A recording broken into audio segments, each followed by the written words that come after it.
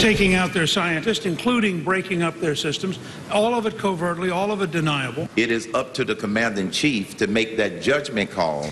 Tonight, Republicans running for president debate foreign policy. The latest round in the GOP presidential race fought tonight in South Carolina. The topic, foreign policy. The 8 candidates try to stand out on an issue that has so far gotten very little attention this campaign season.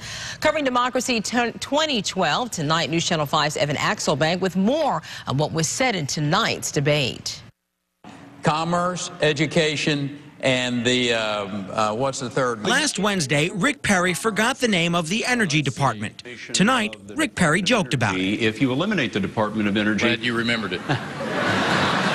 But the Texas governor also asserted himself on foreign policy, an area where the Texas governor has little experience. For 10 years, I have been the commander-in-chief of over 20,000 plus individuals in the state of Texas as we've dealt with a host of either natural disasters or having deployments into the combat zones. In recent weeks, he has seen his second-place spot in many polls slip away to candidates like Herman Cain and Newt Gingrich. And tonight, Cain, a career businessman, faced a pointed question from CBS News moderator Scott Kelly. How will you know when you should overrule your generals?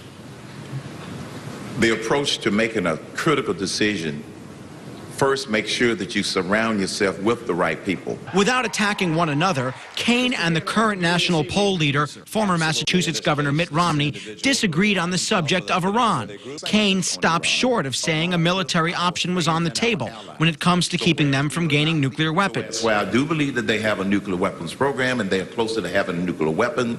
Stopping them, the only way we can stop them is through economic means. But Mitt Romney put an attack very much on the table. The president should have built credible threat of military action and made it very clear that the United States of America is willing, in the final analysis, if necessary, to take military action to keep Iran from having a nuclear weapon. Did you hear Romney mention the president? Well, the frontrunner did that all night long and leveled few direct attacks on his fellow Republicans. In an American century means a century where America leads the free world and the free world leads the entire world. We have a president right now who thinks America is just another nation. And that was Evan Axelbank reporting. Now, another contrast this evening was over torture of terrorism suspects. Michelle Bachmann said waterboarding would again become allowed if she were president. Ron Paul called it immoral and ineffective. There are just 7 weeks until the first caucuses in Iowa, but still 4 more debates. News Channel 5 is bringing you special coverage of Democracy 2012. It's a joint effort of Scripps television stations and newspapers from all over Florida, dedicated to covering the presidential and U.S. Senate races from a uniquely Florida perspective. You can get to FloridaDemocracy2012.com through a link on our website, WPTV.com. You can also follow us on Twitter by using the hashtag FL2012.